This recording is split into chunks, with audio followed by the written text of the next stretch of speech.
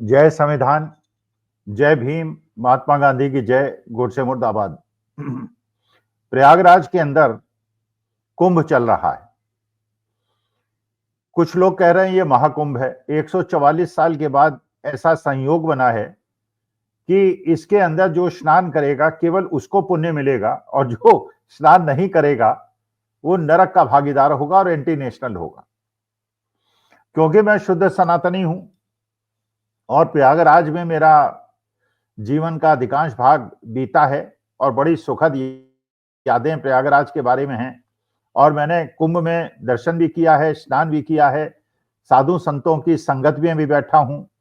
इसलिए मुझे ऐसा लगता है कि जो लोग ये कह रहे हैं कि जिन्होंने इस कुंभ में स्नान नहीं किया वो एंटी नेशनल हैं और हिंदू विरोधी हैं, मैं उनसे बिल्कुल सहमत नहीं हूं।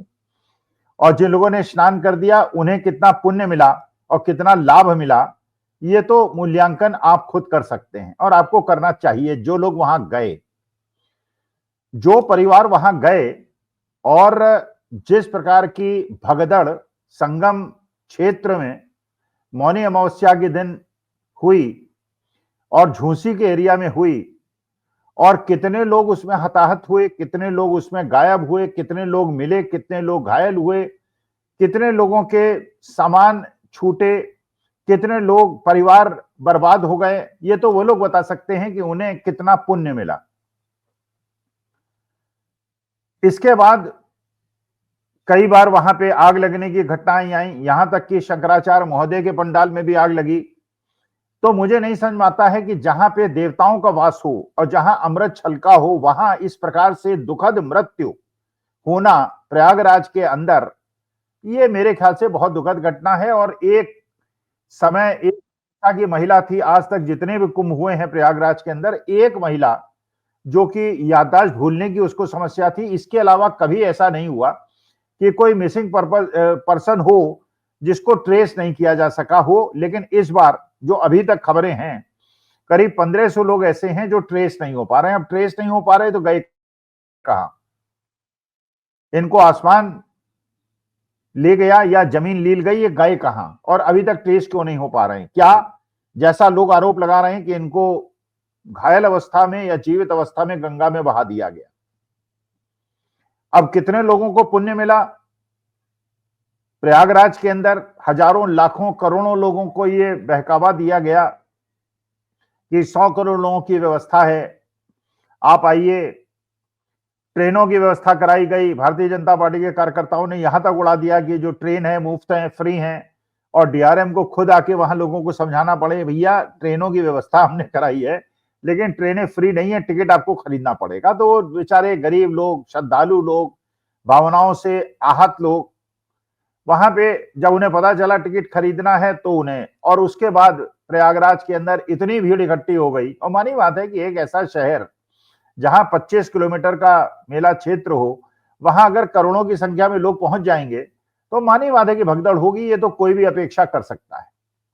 इसीलिए हमेशा फेज्ड बेसिस पर लोगों को बुलाया जाता है, अलग अलग समय बुलाया जाता है, पुलिस की व्यवस्था कराई जाती है, आर्मी की व्यवस्था कराई जाती है, जिससे पुण्य लाभ के चक्कर में लोग अपने प्राण वहां न त्याग दें और परिवार न उजड़ें। लेकिन जब ये बात कही गई तो शंकराचार्य महोदय ने भी कहा, साधु संतों ने भी कहा। पहली बात तो ऐसा कोई प्रावधान नहीं है कि 144 साल में ऐसा संयोग बना है कि इस कुंभ को महाकुंभ बना दिया जाए, क्योंकि जो भी ज्ञाता लोग हैं वो जानते हैं कुंभ होता है, अर्धकुंभ होता है, महाकुंभ नाम की कोई चीज नहीं होती। लेकिन चलिए, वो कुछ लोगों ने, लेकिन जिन लोगों को वहां बुलाया था और इस प्रकार से वहां पे आमंत्रित किया गया था, उनकी जान माल की रक्षा करना तो सरकार का कर्तव्य था।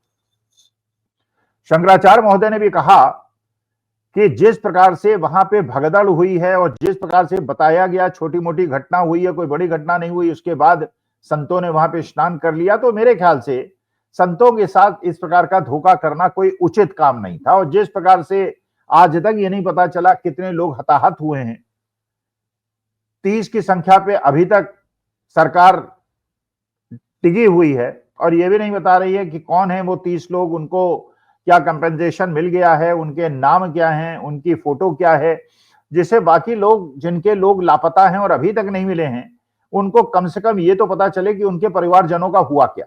और कम से कम अंतिम संस्कार करने के लिए जो सनातन धर्म में बहुत आवश्यक है, उनके परिवारजनों के शव को कम से कम उनको सौंप दिया जाए या बता दिया जाए कि उनके शवों को गंगा के अंदर बहा दिया गया। एक धीरेन्द्र शास्त्री हैं छतरपुर के, वो कहते हैं कि लोगों को मोक्ष मिल गया, जो जिनकी वहां मृत्यु हुई, यह अकाल मृत्यु है। मेरे ख्याल से धीरेन्द्र शास्त्री को सनातन धर्म का बहुत ज्ञान नहीं है, बड़े अज्ञानी व्यक्ति हैं, पाखंडी व्यक्ति हैं, वरना सनातन धर्म का जरा भी ज्ञान होता तो उनको पता होता मोक्ष का मतलब क्या होता है। इसे अकाल मृत्यु कहते हैं। और ऐसी आत्माएं तड़पती हैं, भटकती हैं, क्योंकि उन्हें जबरदस्ती अव्यवस्था की वजह से मृत्यु लोक में पहुंचा दिया गया है। इसको मोक्ष नहीं कहते।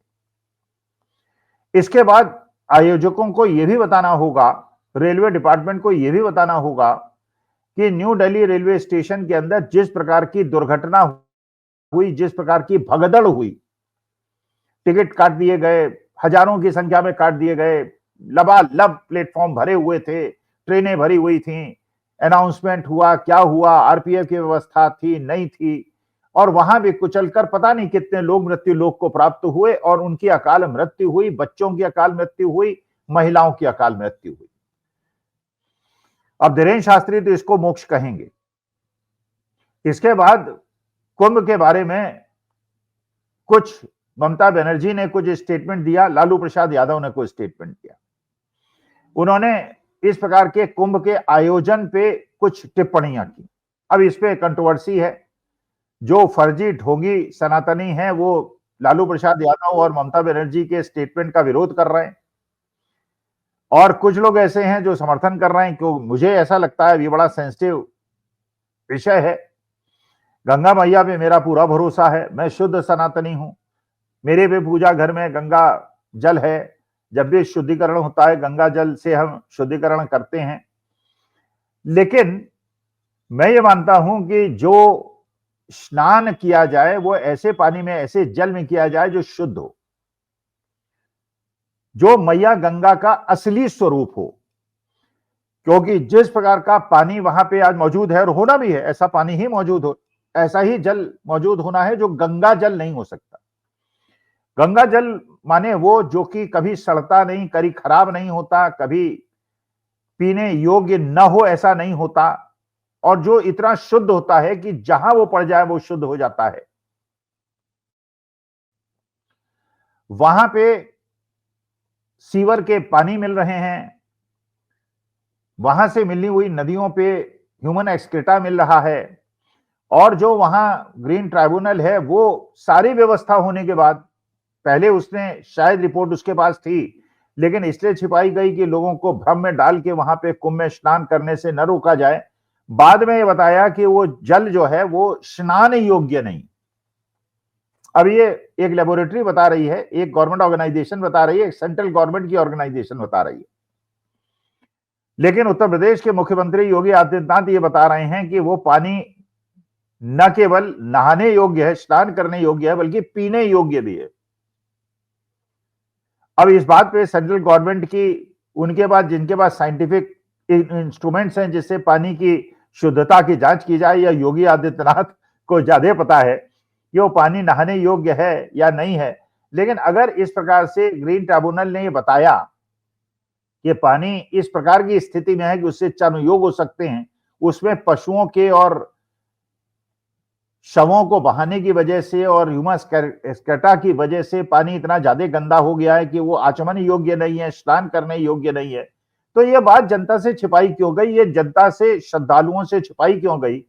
और श्रद्धालुओं से और जिनकी भावना गंगा मैया से जुड़ी हुई है, उनके भावनाओं के साथ इस प्रकार का खिलवाड़ क्यों कराया गया?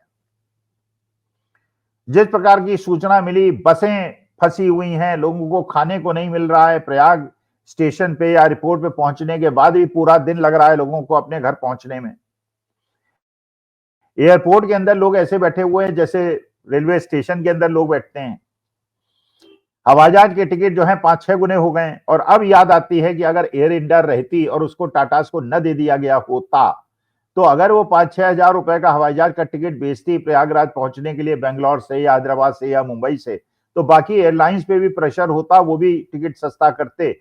लेकिन क्योंकि अब उसे प्राइवेटाइज कर दिया गया है, तो टाटा हो या बाकी जितने भी एयरलाइंस हैं अब वो 5-5, 6 गुना फेयर ले रही हैं और एक एक दिन लग रहा है गंगा स्नान में 15-20 किलोमीटर पैदल चलना पड़ रहा है। माघ खत्म हो गया लेकिन अभी भी स्नान चालू है।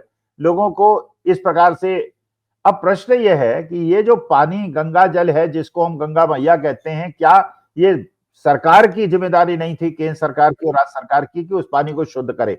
और अगर पानी को शुद्ध नहीं कर पाई और इस बात को छिपा के वहां को लोगों को ऐसी मैया गंगा में नहला दिया जो पेयजल योग्य नहीं है, जो आचमन योग्य नहीं है, स्नान योग्य नहीं है, तो इसकी जिम्मेदारी किस पे है?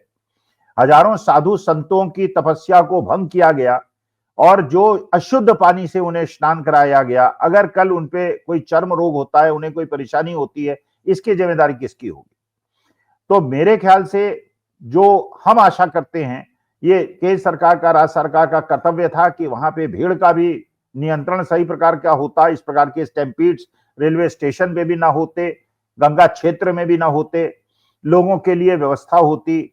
लेकिन इसे भी एक इवेंट बना दिया सरकार ने, एक राजनीतिक एजेंडा बना दिया इलेक्शन जीतने के लिए और बाकी जिन लोगों के परिवारजनों की अकाल मृत्यु हुई है उनके साथ संवेदना प्रकट करने के बजाय उसको मोक्ष कहा गया। मेरे ख्याल से मैं किसी हद तक लालू प्रसाद यादव और ममता बनर्जी की बात से सहमत हूं, पूरी तरह से सहमत नहीं हूं लेकिन किसी हद तक सहमत हूं। लेकिन ये केंद्र सरकार की नाकामी है, निकम्मापन है कि मैया गंगा को जो भगवान शिव की जटा से निकली हैं उनको शुद्ध करने का जो इनका कर्तव्य था इन्होंने पूरा नहीं किया। इसके लिए मैं उनकी भर्त्सना करता हूं, उन्हें धिक्कारता हूं। नमस्कार, धन्यवाद, प्रणाम।